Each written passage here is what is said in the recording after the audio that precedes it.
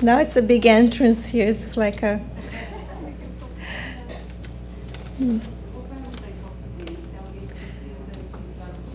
Alguém precisa de tradução? Nós temos os fones aí.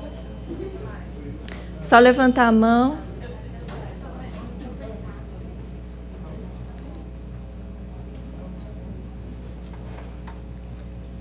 Good evening to all the internauts that are watching us. Welcome, everyone. So good to see the friendly faces.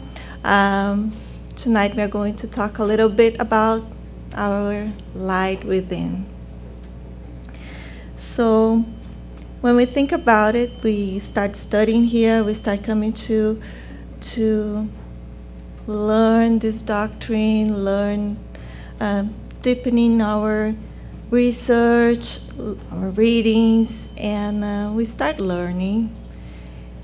We start learning a different type of first question. What is God? So we see a different kind of God now. We see it's not a person anymore. It is this divine, eternal love that involves us, that evolves us, that is inside us and around us. And we start looking at life in a different manner. We start looking at ourselves differently, hopefully with more conscience, with more harmony, with more love and affection. So when we were researching this study that I want to share here with you guys tonight, Dan Millman is an author. He is an American author who develops he writes about personal development. And then he says, in one of his books, he's asked this question. He says this, when people ask me abstract questions about time or space or reincarnation, I may respond by asking whether they exercise regularly, eat a wholesome diet, get enough sleep, show kindness to others, and remember to take a slow, deep breath on occasion, because it seems important to bring our spiritual quest down to earth.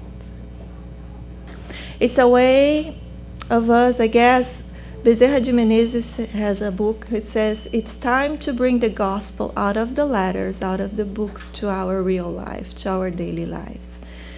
Bring these teachings that we are getting from a guide, a model that we are studying and trying to understand until today for more than 2,000 years now. And every day it's a new interpretation, it's a new way to see, it's a new way to act on it, right? We are not just reading and studying anymore. We are learning to bring it to our daily actions.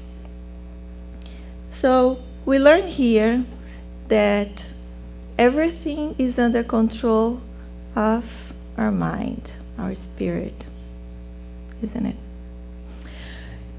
And spirit is what? We don't know yet what it is in terms, it's not matter. We know that it's not matter. And it controls matter. And we know that we are spiritual beings having a physical experience.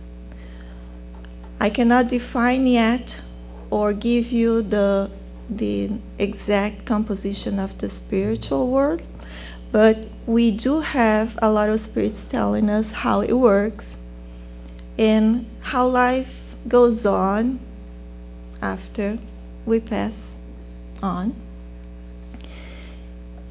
And we are learning through science that everything ends up being energy, right? You slow down energy enough and you have matter. You speed it enough and you have waves.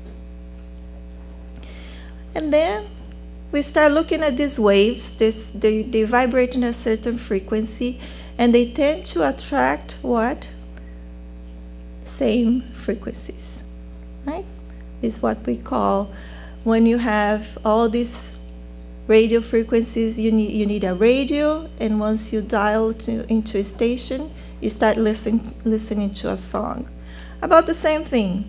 We start thinking and feeling in a certain vibration level, and what do we attract? A symphony of the spirits around us that play around the same songs, the same frequency, the same type of likes and dislikes.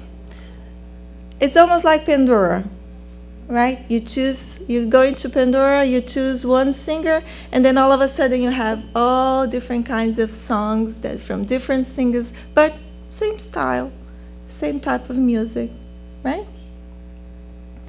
We spirits work the same way. So, what is the importance of knowing this? First of all, who is in control of the dial?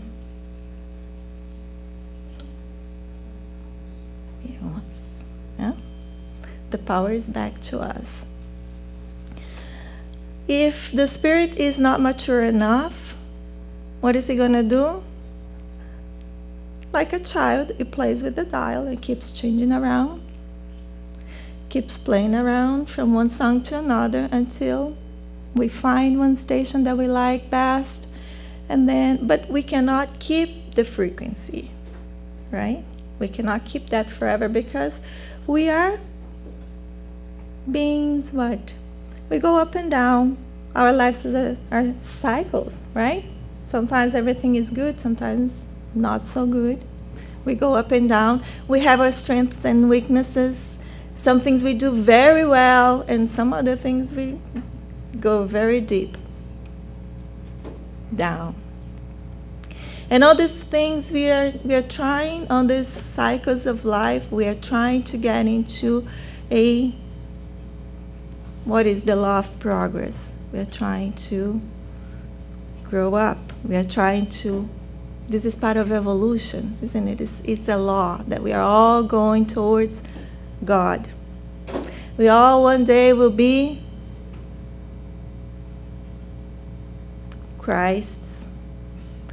We one day will be spiritually evolved. But we have, for now, we are still in this daily life here. We're trying to bring ourselves back to earth and learning to control these vibrational frequencies that change day to day. The women change second to second. We change our minds very frequently. We have that power. And the men, of course, trying to understand that, also have their ups and downs. But through these changes, what is going on as well?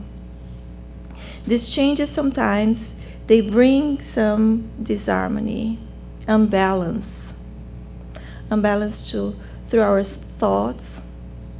Something happened to us, and we get sad, and we get sadder, and we go into a depression mode.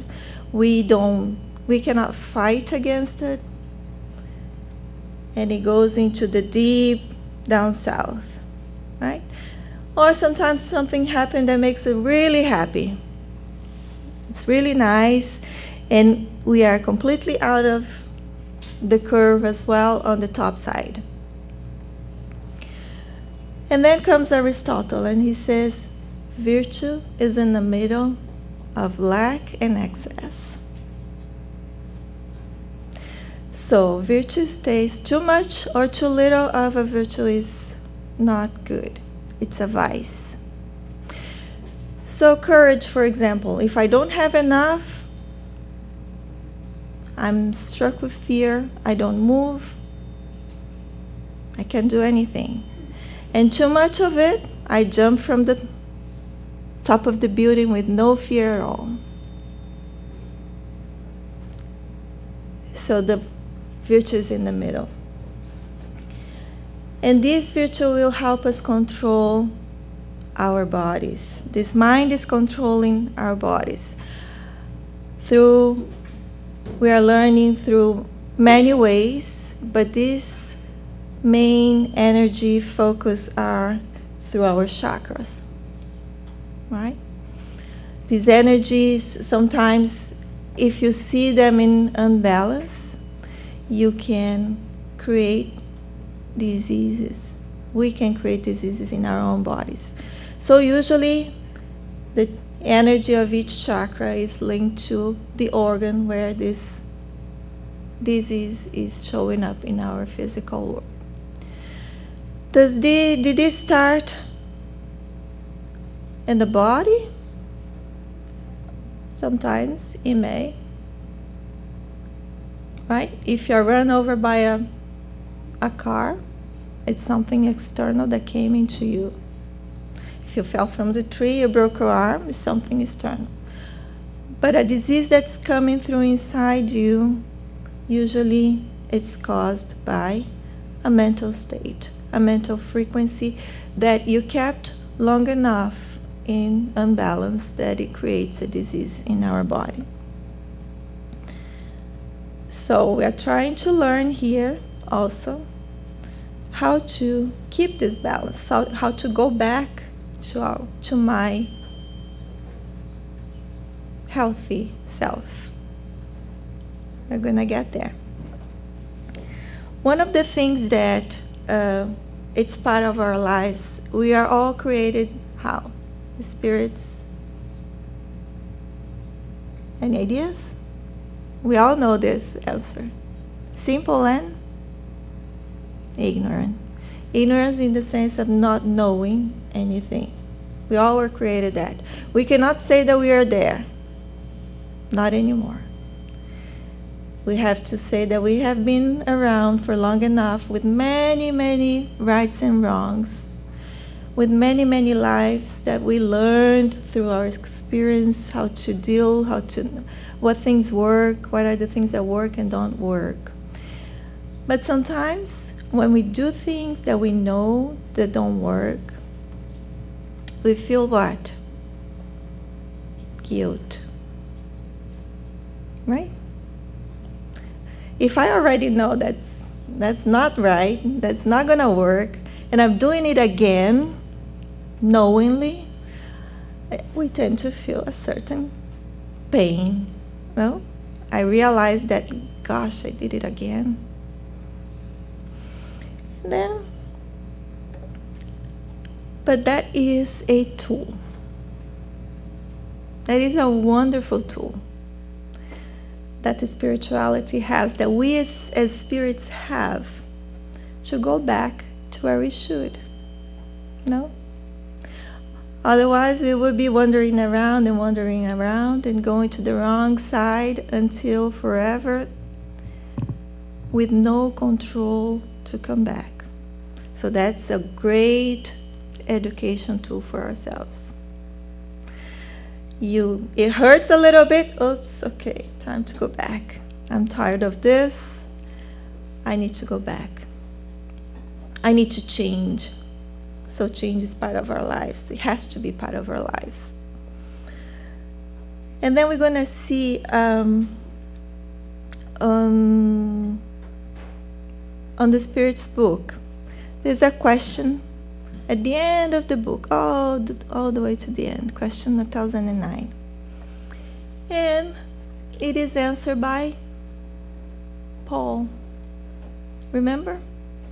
From Tarsus, from the apostle that right outside of Damascus see Jesus, falls from the horse in the middle of the desert, becomes blind. Remember him? He gives a message on this question in the Spirit's book. And he talks about guilt. And he says, what is a sin? And a sin is a deviation from the right road. Simple as that. I took another turn, deviate myself. And what is chastisement? He says it's just a natural consequence. It's not that God is coming after you. It's not somebody that's beating you to go back. No, it's a natural consequence of a choice that I made. And as choices that we make, we have to deal with the consequences. It's proof of this eternal love. You have the freedom to do, and by the same love, you have to live the consequences of what you chose. And this makes us grow. This makes us understand. This makes us grow in life, go through life, choosing better, making better choices. It makes us think about what we did and try to learn about it. Because if everything is happy, why we all keep going? There's no way to, we don't stop. But the moment it hurts, we stop. Immediately. We think about what we did, we think about what we said, we think about what took us, what brought us there. And it enriches our experiences through, okay, now I know, and now I decide not to do it this way. I'm going to try a different way. Doesn't mean that the different way is going to be the right way, but it's going to enrich our experiences.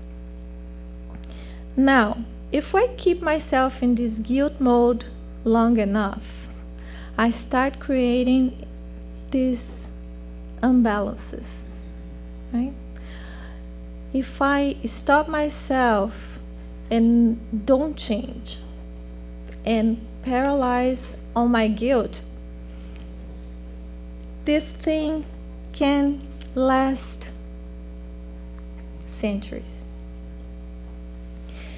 And then when we start studying all these books that Francisco Cândido Xavier brought through his mediumship,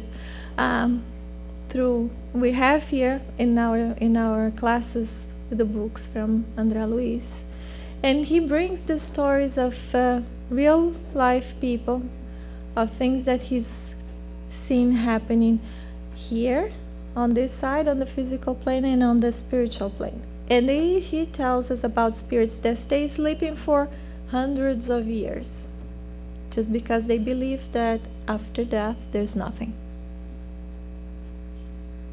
And the beauty of this is it shows that this God does not violate our beliefs.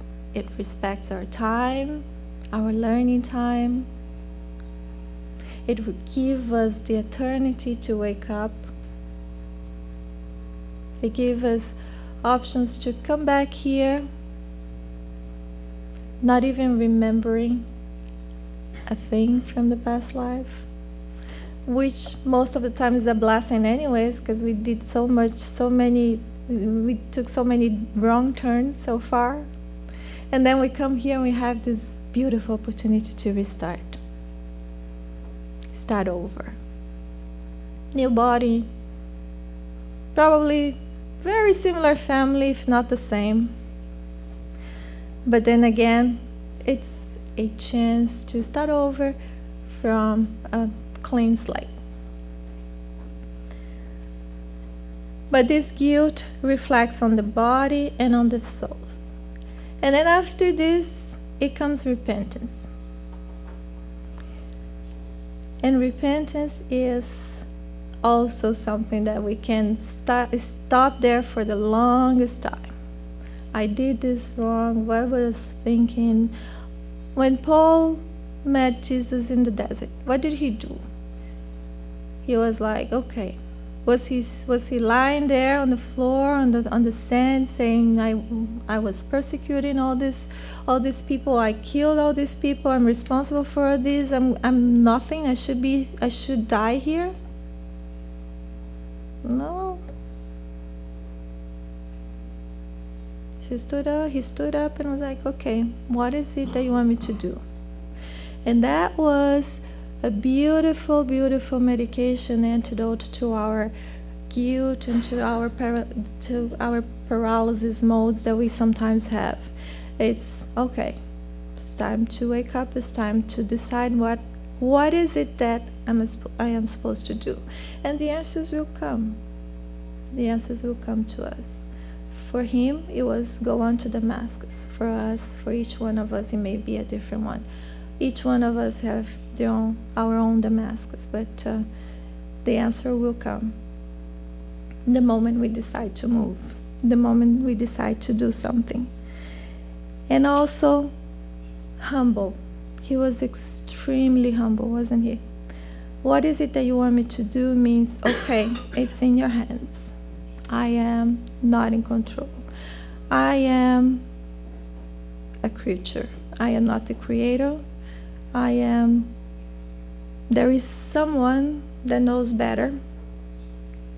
There is someone or something that created me, and I am limited. Being aware of our own limitation. If any of you are watching the Genesis from Haroldo Dutra, it's in Portal Ser. The last, it's already in the 38th episode, and he's talking about Adam and Eve. And what was this big question that the serpent asked her? What was the story behind Adam and Eve? You know what the serpent asked her? Why don't you eat that fruit? Right? There was a fruit that they weren't from a tree that they weren't supposed to touch. Well, the serpent says, I think God is afraid that once you eat that fruit, you will know everything. Wasn't it the point? Knowing everything. And we thought, as a child, right? When you are 2-year-old, everybody's been there. But when you see a 2-year-old and they think that they can beat their parents in a game, they think that they can beat the adult, the mother, on their strength. They really think they can. And they really think they want to do it. And that's the danger of the fruit, is to think that we are capable of comparing or becoming an equivalent to God, not accepting our own limitations, not accepting that we are small, that we are smaller than the universe. But being humble is not being humiliated. Being humble is knowing our place, is knowing that what we can do, knowing our limits. And if your limits are big, you are supposed to do big things. And we are supposed to grow these limits every second, every day. We are supposed to go after what we do best. We are supposed to be the best us that we can be. We are supposed to bring the message to the world that our light within can shine inside our own circle. So he says, this being humble will, this is from Emmanuel through Chico Xavier. He says, being humble is a way for you to readjust fast, as immediate as possible.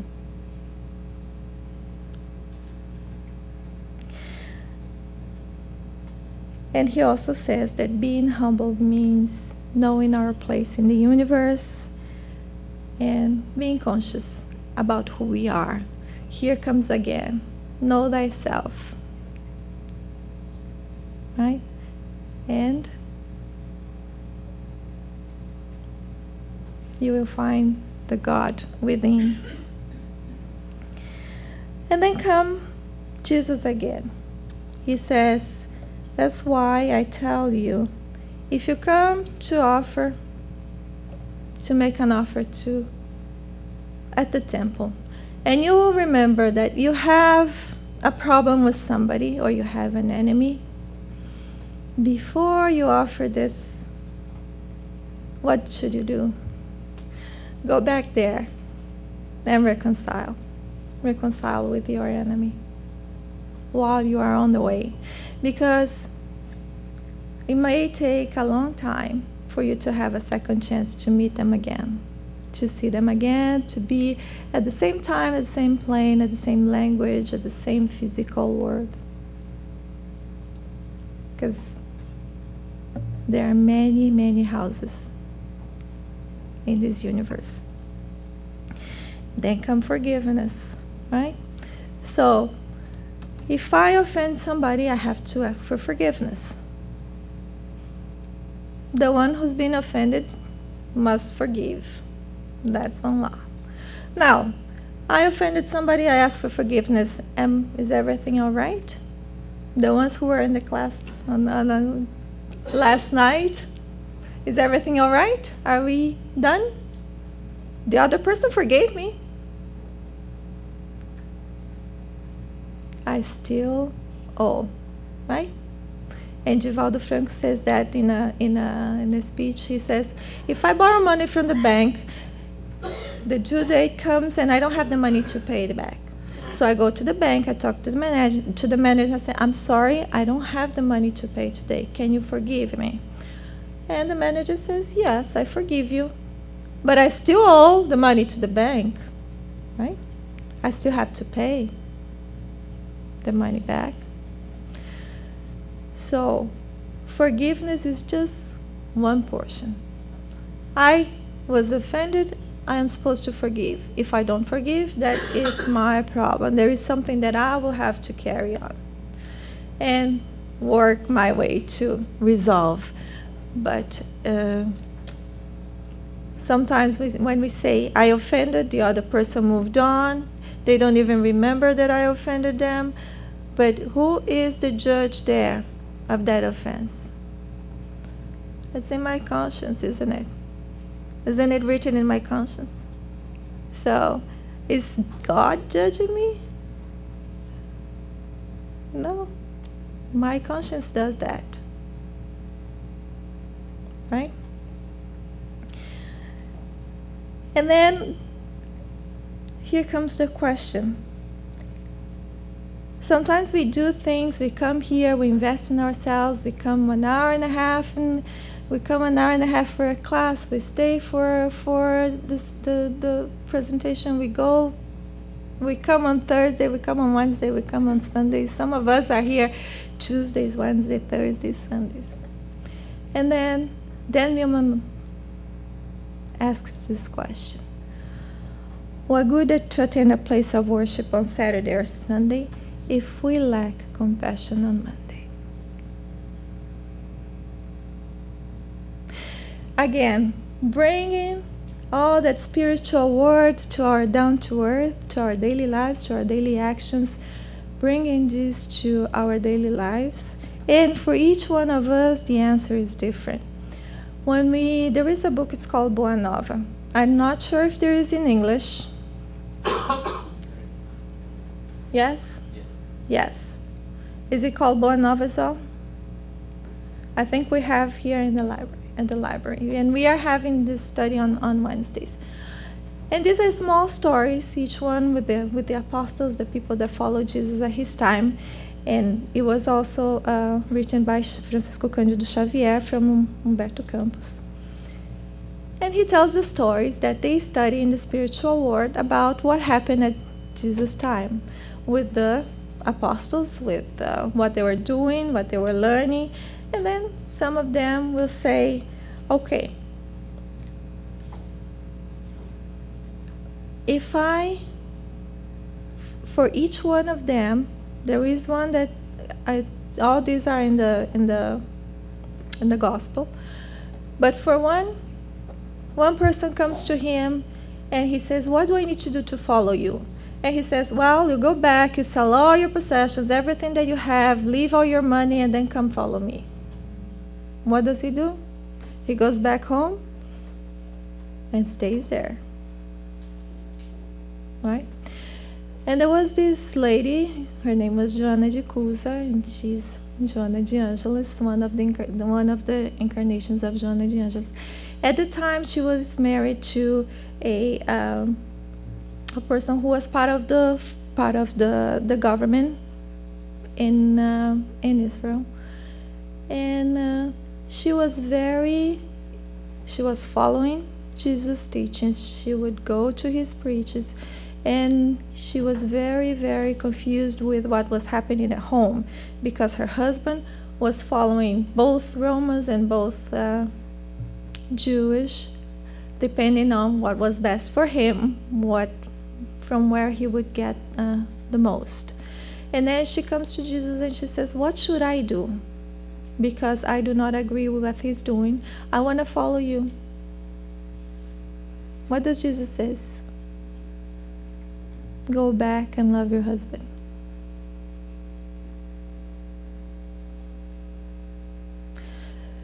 This is just to illustrate that for each person, for each one of us, the answer might be completely different than the other.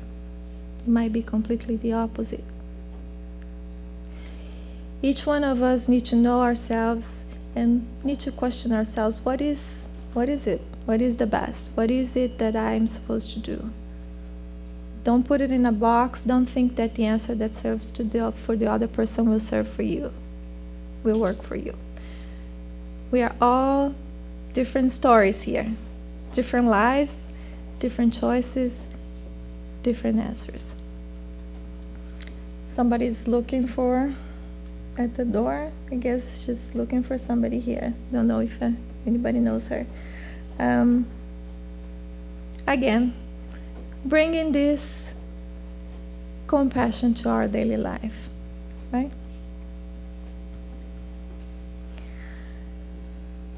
And then Paul, in the letters to Romans, he says, to each person according to their deeds. What does he mean here? We learn what? From all this that we've been talking about, each one is responsible for what? For what we create, right? What you sow, you reap what you sow. There's no way to plant bananas and get apples. If your life is not good today, you better start changing what you do now so you can have a better tomorrow. Right? It doesn't matter much. I guess we all have a general idea of what are good deeds. But for some of us, it may take it may be a big sacrifice to give away that last coin, right? Like the widow, she gave a lot more than the other Pharisee that had given a lot of money. Why? Because she gave all that she had. It's this giving all that we have for something. Giving our time, giving our best, giving our dedication to something that will measure our deeds.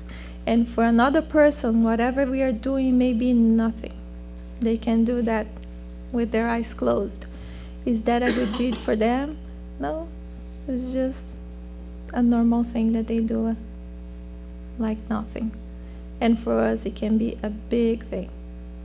So that comparison with others is what makes it really tricky, right? We cannot measure different people through the same way. And then everything is easier said than done. And make sure that Haroldo Dutra, he says, I was watching one of his teachings, and it's like, you know what? The ear that most needs to listen is the closest to the mouth. And he was like, yes. And for me, it's myself. I have to be in every speech, in every class. I have to listen to the whole thing. I cannot go to the bathroom. I cannot go out for a glass of water. I have to be in all of them. And yes, of course, this applies to all of us. The lesson is for the one who the ear closest to the mouth. But again, no matter how intelligent or talented you are, what makes your destiny is what you do. All the knowledge, everything that we know, if we do nothing with it, if we keep to ourselves, it's not going to do any good. Being there in the mountains, yes. Isolated, yeah, you're not going to fight with anybody. It's like a stone, right? It's like the diamond. If it stays there underneath the soil, it's going to always be that ugly thing. And then it goes through this polishment, and it hurts, and it takes pieces of us, and it cuts us. And then all this light starts reflecting from inside of this diamond.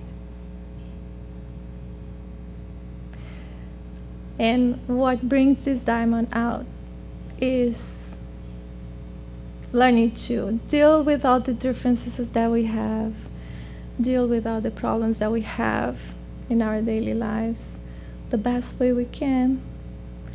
And as we grow, as we learn to deal with them, we grow, and they start becoming just life happening. It's just another day. It's just something that we have to overcome. Yes, we do. So let's do it as fast as we can. And as we grow, the challenges will grow. Definitely. We all know that. We've been around long enough. And we should be happy with that. Because after every big storm, there's a light. And we come stronger, we come out stronger, we come out better. And we are supposed to. We are supposed to become better and stronger. It's even better if we can be together. If we can have with us the people that we love, and even increase this amount of people that we love. Any questions, comments, experiences that you guys would like to share?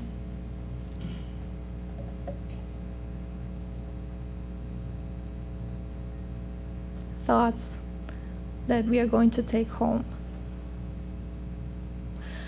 What is it that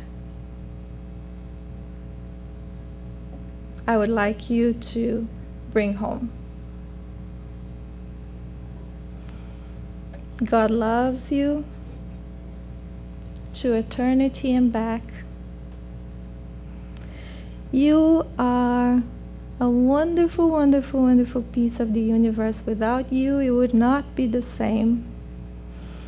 And let your light shine. Let your light shine, because nobody can do it as yourself. Nobody can be you as you can be.